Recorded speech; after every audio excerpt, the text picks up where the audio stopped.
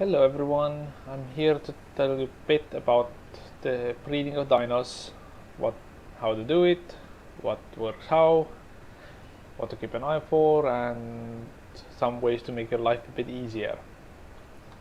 I have two ankles here for a demonstration. Most basic level, to enable them to breed, what you need to do is have a male and a female, have the female not have the breeding cooldown, which usually is around a day, depending on the species. It gets longer on bigger ones, shorter on smaller ones.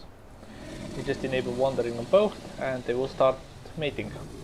Mating itself isn't a long process, and for quite a few of the dinos it's not even a difficult process. You just then start the mating and that's it.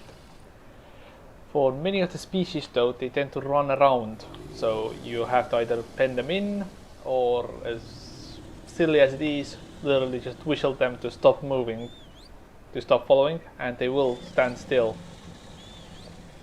for the next few seconds. So on some of the bigger ones there's a big issue that mating just cancels due to them wandering off and not being interested.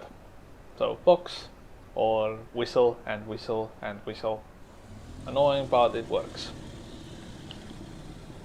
While this is going on, there's some other details that you might want to be aware of.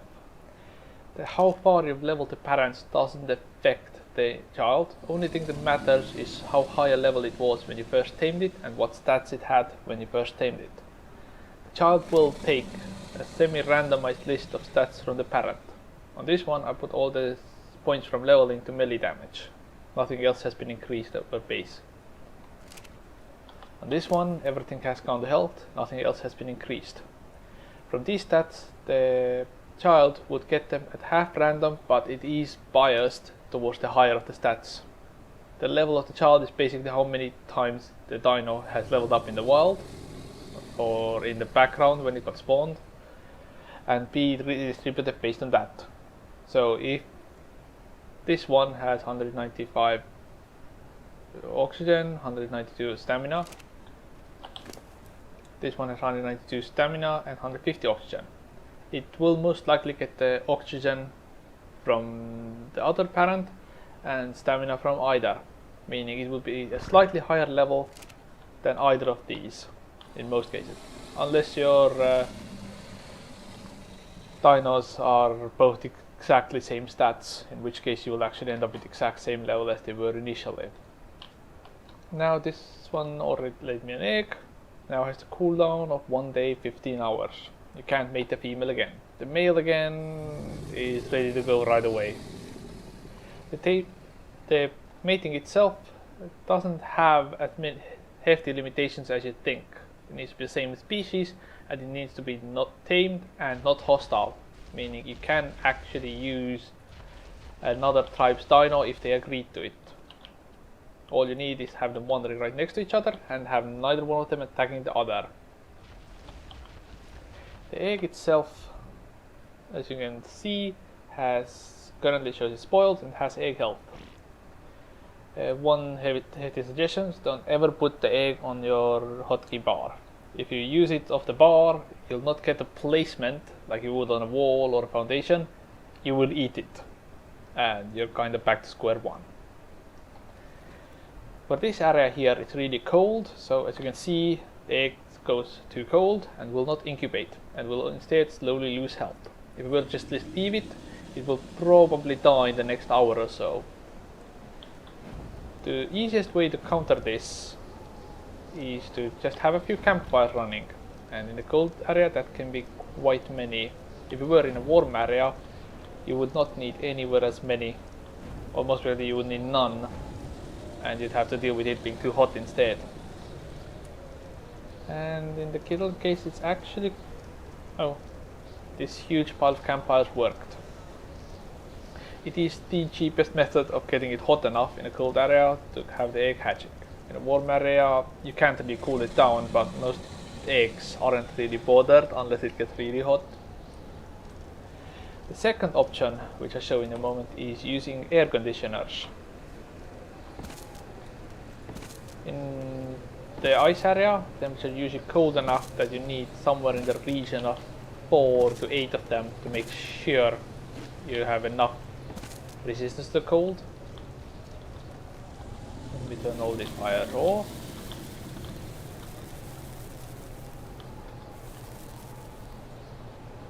Huge block of air conditioners. It is -12 outside, and this is giving me a massive amount of insulation. The conditioners don't give you heat or cold, they just make you more resistant to it. And the same applies to an egg.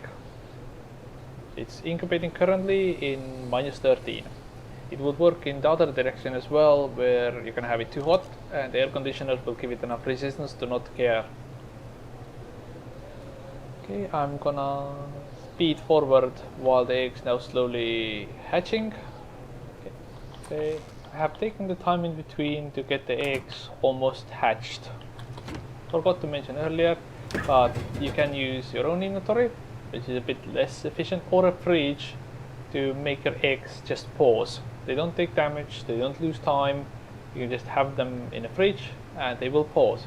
So you can incubate it bit by bit while you're online to make sure the infants don't hatch while you're not there. And I think Nux has been bored in the meantime. I don't know what you're talking about. Okay, back on topic. As you can see, this is the ankles we used earlier, and this is from the same ankles before we leveled them up. Let me put both the eggs down. They should both hatch very promptly. When they're hatching, one thing to pay attention. They are initially not claimed, which is a big problem if you have turrets that attack the dinos. Okay, they are adorable.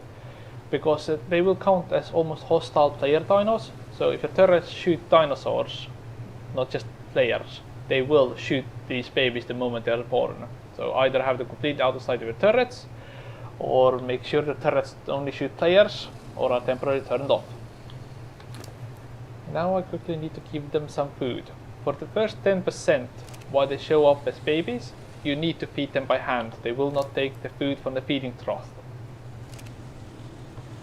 Our settings currently are set for them to mature rather rapidly, so we don't sit here for the next 5 hours waiting. As you can see from the stats, it currently only has a fraction of the stats it will have initially. Has 245 stamina, 195 oxygen, and what's this one? 195 oxygen, 192 oxygen, 195 stamina. We have a level 20 and level 16. We got rather unlucky on this one. It did not get the best stats from both, it just got some of the better stats, and some stats it got unlucky. Got the high stamina, got the high oxygen. Actually has more stamina than either parent. That is interesting. Oh. Please move the wolf.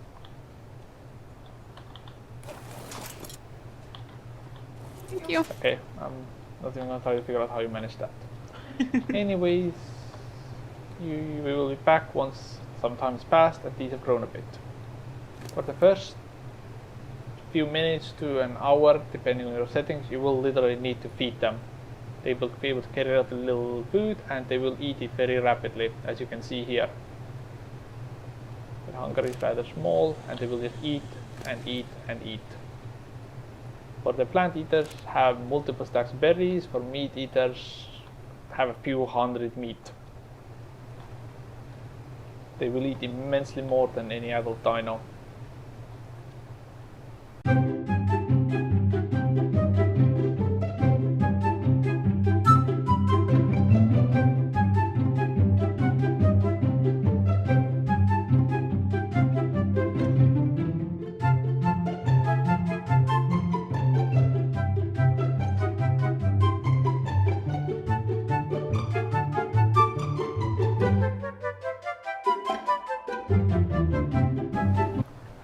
While these two are maturing, we'll show you a tiny bit about the mammals for the breeding. Most of the things between them are exactly the same. They function the same. The only big difference is what the end result is. You turn on wandering, have them start breeding, they will slowly breed, and as you can see they wander off, and if you're unlucky they wander out of range and will stop. This is the annoying solution of whistle, stop, stop, stop, and they have cancelled the breeding.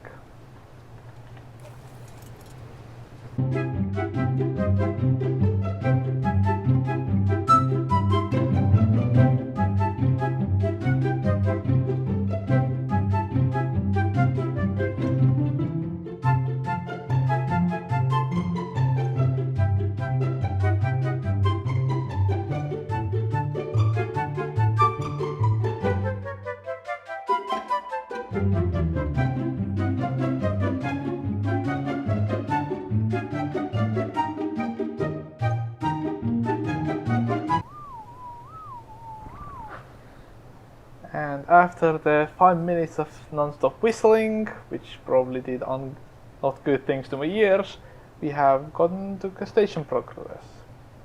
This is the alternative to their Eggs.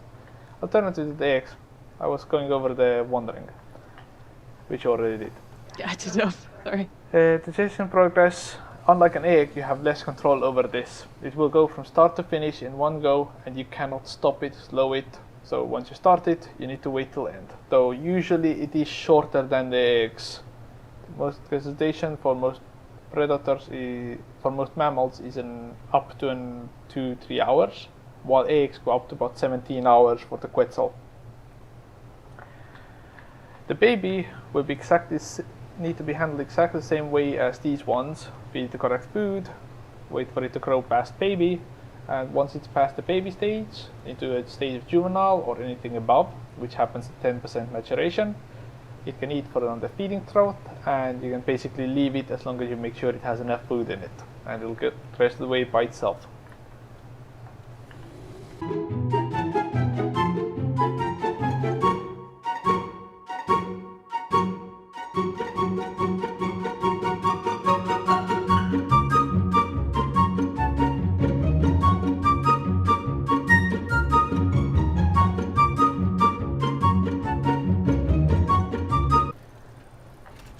Welcome back everyone, sorry about the confusion about the stats earlier.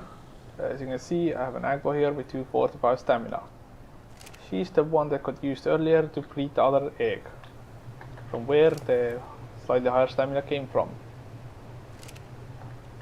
It is luckily biased towards the better stats, so you will, by breeding dinos with different stats, end up slowly higher and higher base stats. If in absolute ideal situation you can get to a level 1000 something, where it has an immense amount of levels in each stat, but in reality you're not likely to find any dinos where the stat, all of their leveling is in a single stat, unless it's spawned by an admin or something else. It'll always be biased in one direction or another, and you'll have to just deal with it. So just pick dinos with different stats and breed them together. The higher level the better, will give you a higher level offspring down the line, and will give you better total stats.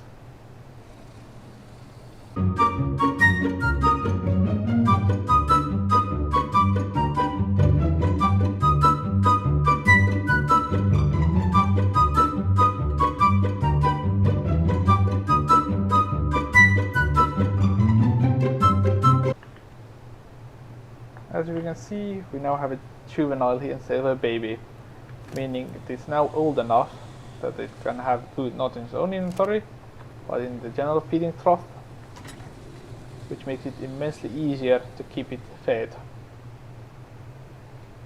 Let's look at it eat. The girl's currently taking food from the feeding trough, and they'll pretty much keep doing it the full time now.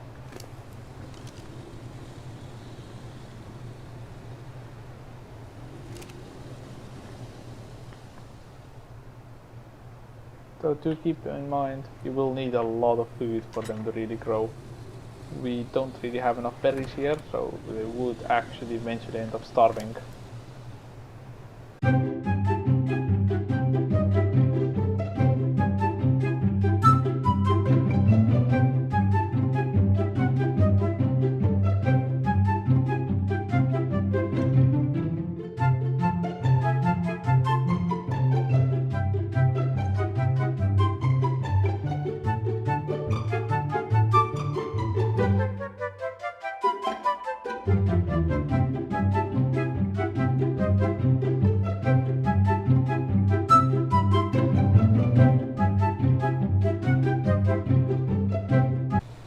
It's about to give birth.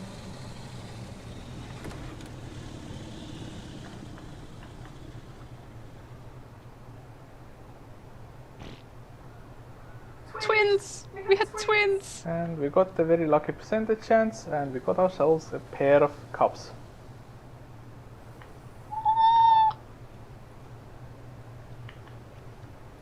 Why are they grey? I have honestly no idea, but it was getting the color from the parents. Maybe they'll grow into it. That's my hope. Maybe. Let me give them some food.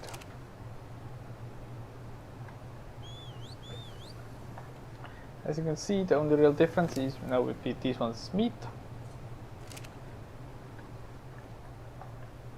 We didn't really get that lucky on the stats, but we got two adorable wolf pups. Stop wandering off.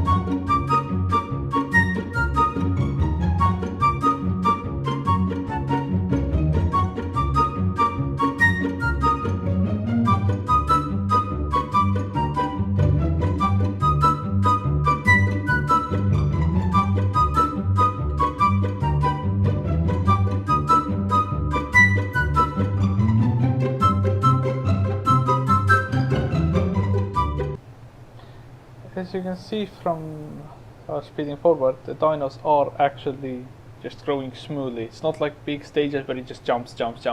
They smoothly transition from infant to adult. Some species change a bit more, like the wolves here. Some a bit less, considering these are just tiny clones of their parents. But it does happen smoothly and consistently, which is a very nice touch in my opinion. Anyway, we have finally reached juveniles. We've gone over what little tips and tricks we have for them, what suggestions we have, how to do it, and how the basics works. Here's a bye from me, Goodbye from me. and see you all next time.